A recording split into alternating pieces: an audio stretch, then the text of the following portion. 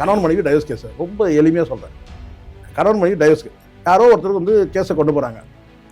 கேஸை வாபஸ் வாங்கினா என்ன சார் அர்த்தம்? நாங்கள் திருப்பி ஒன்றா அவ்வளோதான். பொதுவாக திமுக தரப்பில் வந்து கேட்டால் எடுத்து ஆரம்பிச்சது. இப்போ திமுக டஃப் கொடுக்குற அளவுக்கு இவங்க பண்ணுறாங்க எங்கள் டிவிக்கில். இப்போ நான் வந்து பற்றி மனைவியோட சேர்ந்து வாழ்றன்றதை நான் எப்படி சார் ப்ரூவ் பண்ணணும்?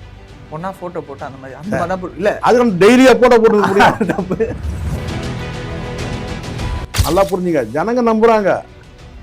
ஆனா இந்த குதர்க்கவாதிகள் தான் கேட்டா இவர் வந்து தனியா இருந்தா இவரை வந்து பார்த்தீங்கன்னா யாரோட லிங்க் பண்ணி பேச முடியும், கண்டென்ட் இல்லாமல் போயிடும். ஆமா,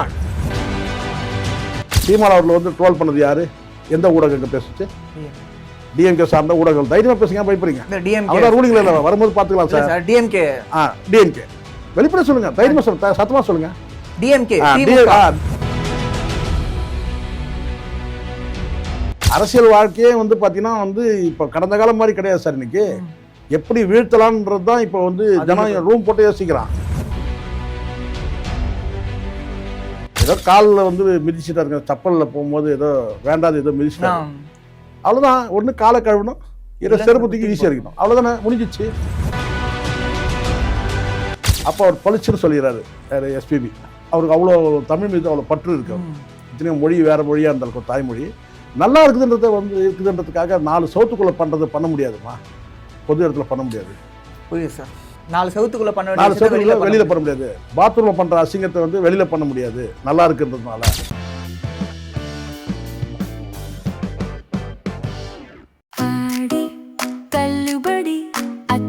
பேரும் அல்லும்படி 6 முதல் 60% வரை ஆடி தள்ளுபடியுடன் சூப்பர் சரவணா ஸ்டோர்ஸ், சென்னை, மதுரை, கோவை. வணக்கம் ஜெம் சினிமாஸ் நேயர்களே, நான் உங்கள் விஜே ஆரோன். இன்னைக்கு நம்ம கூட சிறப்பு விருந்தினரா யார் வந்திருக்கான்னு பார்த்தீங்கன்னா ஜேர்னலிஸ்ட் சேக்குவார் சார் தான். சார் வணக்கம் சார். வணக்கம் சார். வணக்கம் சார், எப்படி இருக்கீங்க?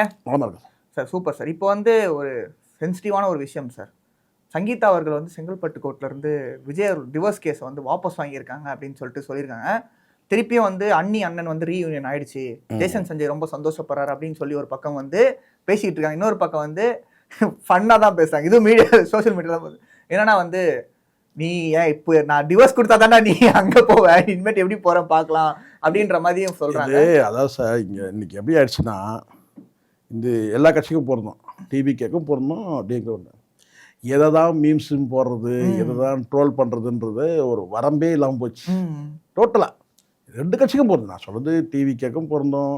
யாரெல்லாம் இந்த மெனக்கட்டு யார் சார் இப்போ இணையத்தில் பயணிக்கிறவங்க யாருமே வந்து இதை மெனக்கட்டு எடுத்து இதை ஒரு மீம்ஸாக ட்ரோல் பண்ணுறதெல்லாம் இது வந்து பண்ண மாட்டாங்க. அப்படியே பண்ணாலும் கூட வந்து பார்த்தீங்கன்னா இது மாதிரி ஒரு ஃபேமிலி மேட்டர் எடுத்து பண்ண மாட்டாங்க. ஒரு பொதுவாக நடிகைகள் வந்து இது மாதிரி பேசுனாங்கன்னா அப்படி தான் வந்து அந்த காமெடியோடு சேர்த்து லிங்க் பண்ணி போடுறது இருக்கும். ஆனால் வந்து இப்போலாம் உங்களுக்கு தெரியும், ஏஐ வந்த பிறகு ரொம்ப சங்கீதா அவர்கள் எப்படி வைக்கிற மாதிரி, ஆமாம் அப்படியே இப்படி வைக்கிற மாதிரி அதெல்லாம் போட்டிருக்காங்க. பட் எனக்கு தெரிஞ்ச வரைக்கும் நான் கேட்டால் ஃபேமிலி சம்மந்தமான விஷயங்கள் வந்து இது மாதிரி ட்ரோல் பண்ணக்கூடாது, மீம்ஸ் கிரியேட் பண்ணக்கூடாது. மற்றபடி அரசியல் ரீதியாக நீங்கள் வந்து இன்னைக்கு இல்லை, இந்த சித்திரம் சொல்லுவாங்க இல்லையா, அந்த கார்ட்டூன்லாம் சொல்லுவாங்க, சிரிப்பு சித்திரம் சொல்லுவாங்க, கார்ட்டூன், இதெல்லாம் வந்து காலகாலமாக வந்து இருக்குது. இப்போ இந்திரா காந்தி இருக்கும்போது இந்திரா காந்தி மூக்கை பெருசாக போட்டு ஒரு படத்தை வரைவாங்க. வந்து பார்த்தீங்கன்னா வந்து கேலி சித்திரம்னு ஒன்று இருக்குல்ல, அது பேர் கேலி சித்திரம் கார்ட்டூன். அதுதான் வந்துருக்கு. இன்னைக்கு நவீனமயம் ஆயிடுச்சுன்றதுனாலேயே வந்து இன்றைக்கி வந்து ஒரு டிஜிட்டல் பிளாட்ஃபார்ம் வந்து பெரிய அளவில் இருக்குது. அதை வந்து நான் கேட்டால் அடுத்த செகண்ட் வந்து பார்த்தீங்கன்னா ஏஐ, அதுவும் குறிப்பாக ஏஐ வந்த பிறகு இதுக்கெல்லாம் ஒரு மெனக்கட்டு ரொம்ப நேரம் ஒரு ஹார்ட் ஒர்க் பண்ணணும். ஒரு மீம்ஸ் கிரியேட் பண்ணணும்னா உட்காந்து இப்போ அப்படி கிடையாது, தட்டின உடனே வந்து பார்த்தீங்கன்னா அது வந்துடுது, உடனே அதை ஏற்றி விட்டுறாங்க. பட் அது வந்து அவ்வளோ ஆரோக்கியமான விஷயம் கிடையாதுன்னு நினைக்கிறேன். ஒரு ஃபேமிலியை வந்து உள்ளே இழுக்கக்கூடாது. அது யாரை எதுவாக இருந்தாலும், அது 2 தரப்புலையும் நான் சொல்கிறேன், டிவிகே தரப்பையும் சொல்கிறேன், அதில் வந்து அதுவும் டிஎம்கே தரப்பை சொல்லவே வேண்டாம்.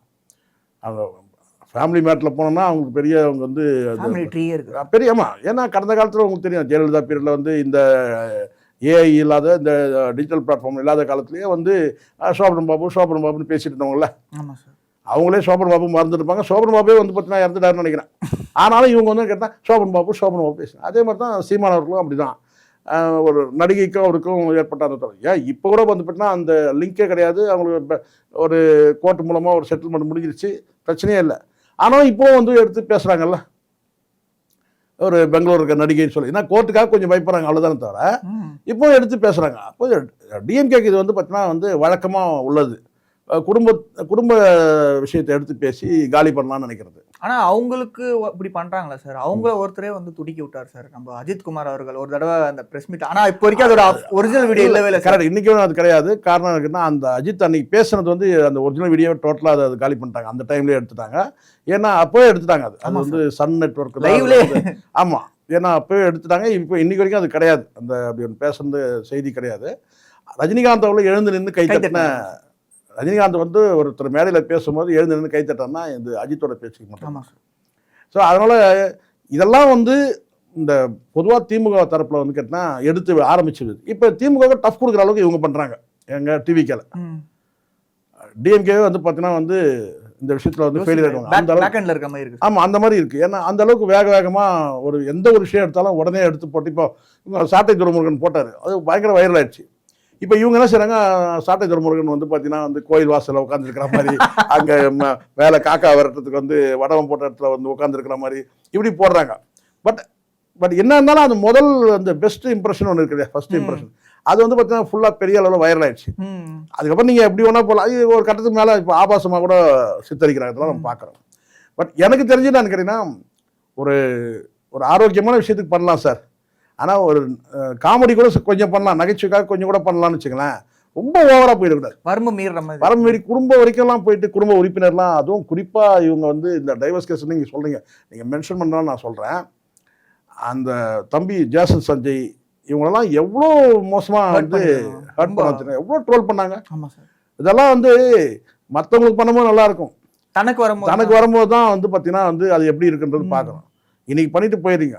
ஆனால் அதெல்லாம் வந்து அவங்க தாங்குறாங்க. அதுதான் ஒரு பக்குவம் வேணும் இல்லை. இப்போ அவங்க ஃபேமிலி ஒன்று சேர்ந்துருச்சு அப்படின்னு சொல்லிட்டு நிறைய சொல்கிறாங்க. இப்போ ஒன்று கன்ஃபார்மாக சேர்ந்துருச்சு, ஒன்றா சேர்ந்துட்டாங்க சார். அதெல்லாம் ஒன்றுமே இல்லை சார். இதை வந்து நம்ம விவாதிக்கிறது தான் தப்பு.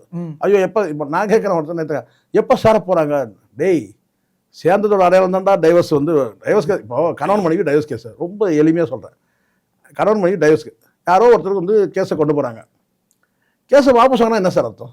நாங்கள் திருப்பி ஒன்றா அவ்வளோதான். இதை வர தனியாக சொல்லணுமா என்னன்னு? நாங்கள் வந்து ஒன்றா வாழறோம்னு சொல்லிட்டு கோர்ட்டில் சொல்லணும். கோர்ட்டு கேட்க வேண்டிய அவசியமே இல்லை, கோர்ட்டை சொல்ல வேண்டிய அவசியம் இல்லை. ஏன்னு கேட்டிங்கன்னா, ஒரு வேளை இவங்க ரிட்டர்ன் ஸ்டேட்மெண்ட் போடுறாங்கன்னு வச்சுங்க. இப்போ ஒருத்தர் வந்து சொல்கிறாங்க, நான் வந்து அவரோட நான் வந்து வாழ்க்கை எனக்கு வந்து பார்த்திங்கன்னா எனக்கு வந்து விவாகரத்து வேணும், இந்த மாதிரி ஏதோ சில ரீசன் சொல்லி எனக்கு சொல்கிறாங்க. அதனால் வந்து எனக்கு வந்து இதை வந்து இந்த விவாகரத்து வந்து நீங்கள் வந்து கொடுக்கறதுக்கு கோர்ட்டு வந்து உத்தரவு தரணும் கேட்குறாங்கன்னு வச்சுக்கோங்க. பதிலுக்கு வந்து கணவர் தரப்பில் வந்து ஒரு ரிட்டர்ன் ஸ்டேட்மெண்ட் பதில் மனு தாக்கல் பண்ணுறேன். அதில் பதில் மனு அவங்க தரப்பு நியாயத்தை வச்சுட்டு நான் வந்து விவாகரத்து நான் கொடுக்குற மாதிரி இல்லை அப்படின்னு பதில் ஏதாவது சொல்லியிருந்தாங்கன்னா அப்போ தான் வந்து நீங்கள் விவாகரத்து வாபஸ் வாங்குறீங்கன்னு சொன்னால், இப்போ ரிட்டர்ன் ஸ்டேட்மெண்ட் அப்படி அவர் கொடுத்துருக்கிறாரு வந்து இல்லை ரிட்டர்ன் ஸ்டேட்மெண்ட் கொடுக்குறேன்னு சொல்லியிருக்கிறாரு, விவாகரத்து கொடுக்குறதா சொல்கிறான்னு வச்சுங்க. யாரோ இப்போ நான் பொதுவாக பேசுகிறேன், விவாகரத்து கொடுக்குறேன்னு சொல்கிறாரு, இல்லை கொடுக்கலன்னு சொல்கிறாரு, ஏதோ பதில் மனு தாக்கல் பண்ணியிருந்தா அப்போ ரெண்டு தரப்புலையும் மறுபடியும் கேட்கணும். ஒருத்தர் வந்து கேஸை விட்ரா பண்ணால் கூட உங்கள் தரப்பில் நீங்கள் என்ன சொல்கிறீங்கன்னு கேட்கணும். ஆமாம் சார். இங்கே பதில் மனு தாக்கல் பண்ணல, விவாகரத்து வழக்கு வந்து அவங்க போட்டிருக்காங்க, அவ்வளோதான். அவங்களே வாபஸ் வாங்கிக்கிறாங்க, அவ்வளோதான். அப்போ என்ன அர்த்தம்? சேர்ந்துருக்கிறாங்கன்னு அர்த்தம். இதை தனியாக சொல்லணுமா? என்னென்னு கேட்டால், நான் வந்து சேர்ந்து வாழ போகிறோன்றதை நம்ம சொல்லணுன்றது, அது சொல்ல வேண்டிய அவசியமே இல்லை சார். அந்த மேரேஜ் வந்து லைவில் இருக்குது, அவ்வளோதான். நீங்கள் ஒன்றா சேர்ந்தாங்கன்றதை எப்படி ப்ரூவ் பண்ண சார்? இப்போ நான் சொல்கிறேன், இப்போ இப்போ நீங்கள் கல்யாணம் ஆயிடுச்சு, உங்களுக்கு கல்யாணம் ஆகல, தப்பிச்சிட்டீங்க. இப்போ நான் சரி அப்போ உங்களை விட்டுங்க, என்ன எடுத்துக்கிறேன். இப்போ நான் வந்து இப்போ மனைவியோட சேர்ந்து வாழறன்றதை நான் எப்படி சார் ப்ரூவ் பண்ணணும்? ஒன்றா ஃபோட்டோ போட்டு அந்த மாதிரி இல்லை, அது டெய்லியாக ஃபோட்டோ போட்டு முடியும். அப்புறம் அதை போட்டால் அது ஏஐன்னுவீங்க. இல்லைங்க, அவர் பொய் சொல்கிறாருங்க சேகர், அவர் வந்து அவங்க ஒய்ஃபோட அவர் வாழலைங்கன்னு சொல்லுவீங்க. அப்புறம் தினம் என்ன செய்யணும், மனைவி கூட இருக்கிற மாதிரி வந்து பார்த்தீங்கன்னா லைவாக ஓட்ட முடியும். ஆமாம், வீட்டில் உட்காந்துன்னு கோயிலுக்கு போகிறோம், நான் கல்யாணத்துக்கு போயிருக்கிறோம், இந்த பாருங்க வந்து பேரப்பிள்ளைங்க வச்சு எதிர்பார்க்குறாங்க. இது vlog பண்ணோம் அப்படி, நாங்கள் இங்கே இருக்க ஃப்ரெண்ட்ஸ், அது அது என்னதுன்னு கேட்குறாரு. அது ஒரு கீர்த்தனமாக இல்லாது சார். கணவன் மனைவி வந்து பார்த்தீங்கன்னா விவாகரத்து கோர்ட்டில் போயிட்டு அந்த விவாகரத்து வழக்கை விட்ரா பண்ணிட்டாலும் சேர்ந்து இருக்கிறாங்கன்னு அர்த்தம். அந்த சேர்ந்து இருக்கிறத வந்து பார்த்தீங்கன்னா நான் வந்து எனக்கு அப்டேட் கேட்குறேன், எப்படி இது பண்ண முடியும்? அது பண்ண முடியாது சார். எப்பயாவது வேணா சந்தர்ப்பம் இருந்தால் ஒரு ஃபங்க்ஷனுக்கு போகிறாங்க, அது வரைக்கும் நீங்கள் வெயிட் பண்ணுங்க. அப்போது இல்லை சேரல அது எப்படி நீங்கள் சொல்லுவீங்க? இப்போ முதலமைச்சர் வந்து இருக்கிற வேலையெல்லாம் விட்டுட்டு என்னன்னு கேட்டிங்கன்னா அவர் வந்து நான் கேட்டிங்கன்னா வந்து டெய்லி வந்து நாங்கள் ஒன்றா இருக்கிறோம் சொல்லிட்டு உட்காந்து வீட்டில் லைவாக ஓட்ட முடியும். அவர் கிச்சனில் ஒரு சிசிடிவி வைப்பா, கிச்சனில் நான் மனைவி கிட்ட பேசுறது, ஹாலில் ஒரு சிசிடிவி வைப்பா, அப்புறம் வந்து அப்படியே பண்ண முடியும், பண்ண முடியும். எல்லாத்தையும் சிசிடிவி வச்சுட்டு லைவ் ஓட்டுங்கப்பா, அப்போ தான் நம்புவாங்க ஜனங்கள்கிட்ட. எதுக்கு ஜனங்க நம்பணும் சொல்லுங்கள், நீங்களே சொல்லுங்கள். ஜனங்கள் நம்ப வைக்கிற அவசியம், ஜனங்க நம்புகிறாங்க, நல்லா புரிஞ்சுங்க, ஜனங்க நம்புகிறாங்க. ஆனால் இந்த குதர்க்கவாதிகள் தான் கேட்டால் இவர் வந்து தனியாக இருந்தால் இவரை வந்து பார்த்தீங்கன்னா யாரோட லிங்க் பண்ணி பேச முடியும், கண்டென்ட் இல்லாமல் போயிடும். ஆமாம், அதுதான் பிரச்சனை. எதிர்கட்சிகளோட நிலைமை என்னன்னா, இப்படி ஒரு மலிவான ஒரு குடும்ப விஷயத்தையே எடுத்து அரசியல் பண்ணனுடைய விளைவு அது வந்து டிஎம்கேக்கு காலமாக செய்யறது. அதுதான் நான் 2 உதாரணம் சொல்கிறேன். சீமான் அவர்கள் வந்து ட்ரோல் பண்ணது யாரு, எந்த ஊடகங்கள் பேசுச்சு? டிஎம்கே சார்ந்த ஊடகங்கள். தைரியமா பேசுங்க, பயப்படுறீங்க. ரூலிங்ல இல்ல, வரும்போது பாத்துக்கலாம் சார். டிஎம்கே வெளிப்படையா சொல்லுங்க, தைரியமா சொல்லுங்க, சத்தமா சொல்லுங்க. திமுக தான் வந்து இந்த மீடியா, திமுக சார்ந்தவங்க தான் வந்து சீமான் அவர்களை வந்து எடுத்து பேசுனது. அதுதான். சோபன் பாபு பேசுனது யாரு? ஏற்கனவே பேசினாங்களா சார்? அன்னைக்கு 2 கட்சி தான் சார் இருந்தது. யார் பேசுனாங்க? திமுக தான். அப்போ விஜய்க்கு வந்து பாத்தீங்கன்னா ஒரு த்ரிஷா, அவருக்கு சோபன் பாபு, விஜயலட்சுமி, த்ரிஷா எடுத்து நீங்க அவரே விட்டுட்டாரு. ஆனா நீங்க வந்து பிடிச்சின்னு தொங்குறீங்க. இல்லை அந்த திமிர்த்தனம் எங்கிருந்து வருது? அரசு பண்ணி கூட்டு போகும்போது த்ரிஷா புருஷன் வந்து கண்டிக்கின்றோம். இப்போ புரியுதுங்களா? இது இவங்க இயல்பு. அப்போ இதுக்கு வந்து ஒரு முற்றுப்புள்ளி வைக்கணும்னு சொல்லிட்டு முற்றுப்புள்ளி வைக்கிறாங்க. அது விஜய் வைக்கிறாரு, சங்கீதா வைக்கிறாங்க கிடையாது, அவங்க குடும்பத்தை வைக்கிறாங்க. குடும்பத்தை வந்து காப்பாற்றணும்னு நினைக்கிறாங்க. அது சங்கீதாவாக இருக்கட்டும், விஜயா இருக்கட்டும், இல்லை அவங்க அப்பா அம்மாவாக இருக்கட்டும், எல்லாருக்கும் அந்த ரெஸ்பான்சிபிலிட்டி. மற்றவங்க என்ன செய்யணும்னா வந்து கம்முன்னு வேடிக்கை பாருங்க. இந்த குட்டி பத்மினி, இன்னும் சில நடிகைகள் இருக்காங்கல்ல. ஆமாம் சார், இன்னைக்கு கூட ஏதோ அதான் சொல்கிறேன். அவங்க நீங்களாம் வந்து வேடிக்கை பாருங்க. உங்களால் வந்து சேர்த்து வாழ வைக்க முடியாது. சேர்ந்து வாழறாங்கன்னா அதை கெடுக்காமல் இருந்தீங்கன்னா போதும். அவ்வளோதான் நான் சொல்லுவேன். மனசாட்சின்னு ஒன்று வேணும். ஒரு குடும்பம் பேர் இப்போ இந்த ஊடகத்தில் நம்ம பேசுகிற நோக்கம் என்ன சார்? குடும்பத்தை கெடுக்கிறதுக்கு நோக்கம் இருக்கக்கூடாது, குடும்பத்தை சேர்க்கறதுக்கு பேசுங்க. அதான் சேர்க்கறதுக்கு இப்போ ரீசெண்டாக 2 பாருங்க, 2 பிள்ளைகளோட எதிர்காலம் இருக்கு. ஆமாம் சார். விஜயருடைய வந்து பொலிட்டிக்கல் ஃபியூச்சர் இருக்கு. சரிங்களா? இதை தாண்டி வந்து பார்த்தீங்கன்னா வந்து நாட்டு மக்கள் கிட்ட வந்து பார்த்தீங்கன்னா ஒரு அர்ப்பணிப்பு இருக்கு, ஒரு டெடிகேஷன் இருக்கு. அவங்க ஃபேமிலிக்குன்னு ஒரு கௌரவம் இருக்கு, குடும்ப கௌரவம் ஒன்று இருக்கு. இவ்வளோ விஷயம் இருக்கு சார். சொல்லிட்டே போகலாம். ஒரு 5-6 ஐட்டம் அடுக்கும். நான் சொல்லி வாயே வலிக்குது எனக்கு. சரி, அப்போ இது எல்லாத்தையும் நீங்கள் விட்டுட்டு ஒரு சார்பு நிலையில் பேசுறீங்க, ஒரு நபருக்காக நீங்கள் பேசுறீங்கன்னா அப்போ நீங்கள் யாருன்னு சந்தேகம் வருது. அரசியல் வாழ்க்கையே வந்து பார்த்தீங்கன்னா வந்து இப்போ கடந்த காலம் மாதிரி கிடையாது சார். இன்னைக்கு எப்படி வீழ்த்தலான்றது தான் இப்போ வந்து ஜனம் ரூம் போட்டு யோசிக்கிறான். எப்படி டேமேஜ் பண்ண முடியும், விஜயோட கேரக்டரை வந்து டேமேஜ் பண்ண முடியும், என்ன பண்ணலாம், அப்படி ரூம் போட்டு யோசிக்கிறான். அப்போ அந்த அப்போ அவங்களும் யோசிப்பாங்கல்ல. கண்டிப்பாக. சரி, வந்து நம்ம வந்து பார்த்தீங்கன்னா இந்த கருத்து வேற்றுமை இதோட முடிச்சு பெரிய பிரேக்காக வந்து அந்த பிரேக்கப் கூட பெரிய ரீசன் இருந்தால் பரவாயில்ல, ஒன்றுமே இல்லை ரீசன். அப்போ ஏதோ காலில் வந்து மிதிச்சுட்டா இருக்க, சப்பலில் போகும்போது ஏதோ வேண்டாது ஏதோ மிதிச்சுட்டாங்க, அவ்வளோதான். ஒன்று காலை கழுவணும், ஏதோ செருப்பு தூக்கி ஈஸியாக இருக்கணும், அவ்வளோதானே, முடிஞ்சிச்சு. என்னங்க இப்படி பண்ணிட்டீங்க? அந்த செருப்பு எவ்வளோ நல்லா இருந்து தெரியுமாங்க? அந்த செருப்போட விலை 6000 ரூபாங்க. அது எப்படிங்க தூக்கி போட்டலாம் செருப்பை? அப்படியா சொல்ல முடியும்? அந்த செருப்பு அப்பாவிங்க. அந்த செருப்பு வந்து பார்த்தீங்கன்னா 10 வருஷம் யூஸ் பண்ணாருங்க. அந்த செருப்பை 5 வருஷம் அந்த செருப்பை யூஸ் பண்ணாருங்க. சொல்ல முடியுமா சார்? சொல்ல முடியாது சார். ஆனால் ஒரு டவுட்னா சார், இப்போ ஏன் குட்டி பத்மினி அவர்கள் வந்து இப்போ ரீசெண்டாக திடீர்னு இப்போ அப்படி வந்து பண்ணாங்க சார்? அவங்க இதுக்கான கருத்து சார் இப்போ ஒன்றும் இல்லை சார். குட்டி பத்மினி வந்து அவங்கள பற்றி யாரும் பேசலைல்ல, பிரச்சனை அதான். இப்போ உங்களை மாதிரி ஆளுங்க தான் இப்போ பிரச்சனையா. நீங்கள் அவங்கள பற்றி எதுவும் பேச மாட்டீங்கல்ல, சொல்லுங்கள். பிரச்சனை இப்போ அதுதான். எப்போவுமே ஒன்று சொல்கிறேன் சார், இன்னொரு குடும்பத்தில் போய் இப்போ நம்ம கூட பேசுகிறோம், என்ன நோக்கத்தில் பேசுகிறோம்? சேர்க்கணும், நல்ல விஷயத்தான் நோக்கம். ஒரு கெட்ட விஷயத்தை நம்ம ஆதரிக்கூடாது சார். எப்பவுமே கெட்ட விஷயத்தை ஆதரிக்க முடியாது. 4 சோத்துக்குள்ளே இருக்கிற அசிங்கத்தை வெளியில் பேச முடியாது. எஸ்பிபி ஒரு முறை பேசும்போது சொன்னார், வணக்கம் தமிழகன்னு ஒரு ப்ரோக்ராம் இருக்குது காலையில், அந்த சன்னில் போடுவாங்க. அப்போ வந்து அவர் கூப்பிட்டு வந்து 2 பேர் நேர்காணல் பண்ணும்போது, அப்போ அந்த மொழி குறித்து பேசும்போது அவர் பேசிகிட்டே வர்றாரு. அப்போ அந்த அம்மா வந்து ஆங்கர் வந்து சொல்கிறாங்க, இப்போ ஸ்டைலாக பேசுகிறாங்க சார் சில பேர் வந்து தமிழை வந்து கொச்சப்படுத்துகிறாங்க.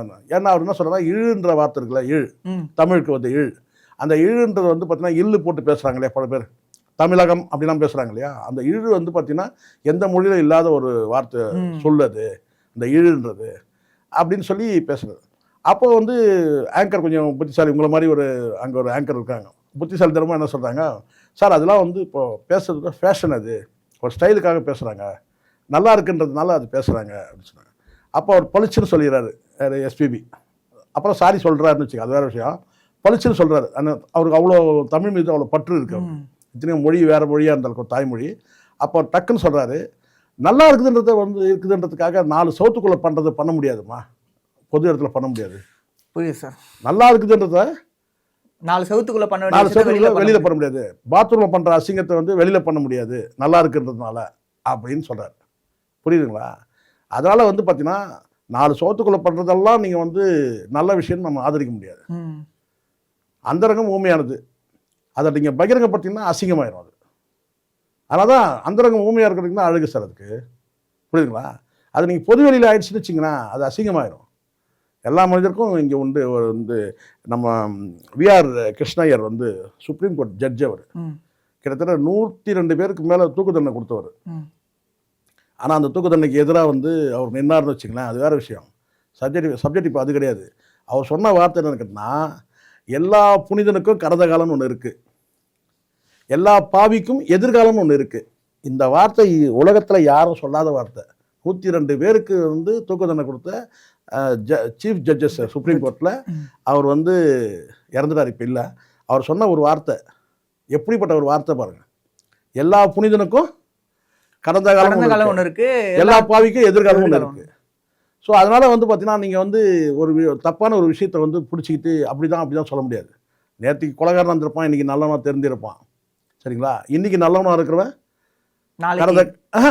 முன்னாடி கெட்டவனாக இருந்திருப்பான். ஸோ அதனால் நம்ம சொல்ல முடியாது. அதனால் எல்லாருக்கும் மாற்றம் வாழ்க்கையில் இருந்துகிட்டே இருக்கும் சார். என்னை பொறுத்தவரைக்கும் நான் பார்க்குற விதம் வந்து நானாக்கா அரசியலியாக மாற்றுக்கிறதுக்கு இப்போ நான் சொல்கிறேன். நான் எனக்கு வந்து ஐடியாலஜி வந்து தமிழ் தேசியம் தான் எனக்கு ஐடியாலஜி. அதை பகிரங்கப்படுத்தியிருக்கேன் பல இடங்களில். பட் என்னுடைய ஐடியாலஜி வந்து என்கிட்டே இருக்குது. நான் அதை ஃபாலோ பண்ணுறேன். யார் வேணுமோ நான் ஃபாலோ பண்ணிக்கிறேன். ஆனால் ஒரு தனிப்பட்ட மனிதனாக வந்து நம்ம நேசிக்கும் போது பார்த்தீங்கன்னா விஜய் நாம் நேசிக்கிறோம். விஜய் வந்து கடந்த போகக்கூடிய தூரம் வந்து ரொம்ப தூரம். அப்போ இந்த மாதிரி அற்புதமான சில விஷயங்கள் வரும்போது பார்த்தீங்கன்னா அவர் நின்னார்னு வச்சுக்க, அங்கங்கே நின்று வேடிக்கை பார்த்தாருன்னா எங்கே போக முடியும்? டெஸ்டினி போக முடியாது. அவர் பயணப்படுறது வந்து பார்த்தா லாங் ட்ராவலில் அப்போ சின்ன டிஸ்டர்பன்ஸ் வரதான் செய்யும். அதுக்கெல்லாம் நீங்கள் திரும்பி பார்த்துருந்தீங்கன்னா போய் சேர முடியாது. அதே மாதிரி நாய்களும் குலைக்கிற நாய்க்கெல்லாம் நீங்கள் கழுத்துக்கு கையில் வந்து விஜய் கையில் கல்லுகளை வச்சுக்கிட்டு போகிற நாய் குலைக்குதுன்னு சொல்லி கழுத்துக்கு அடிச்சுருந்தாருன்னு வச்சுங்க, என்ன ஆகும்? புரியுங்களா சொல்லுங்க? போய் சேர முடியாது. இந்த நாய்கள்கிட்ட தான் கவனத்தை செலுத்த முடியும்.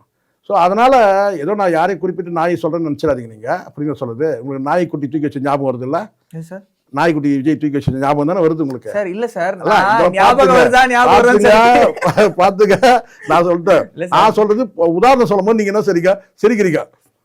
அது நாய்க்குட்டி தூக்கி வச்சிருந்தாரு, அதெல்லாம் கடந்த காலம், அது விட்டுருங்க. அதனால தான் நான் சொன்னேன்.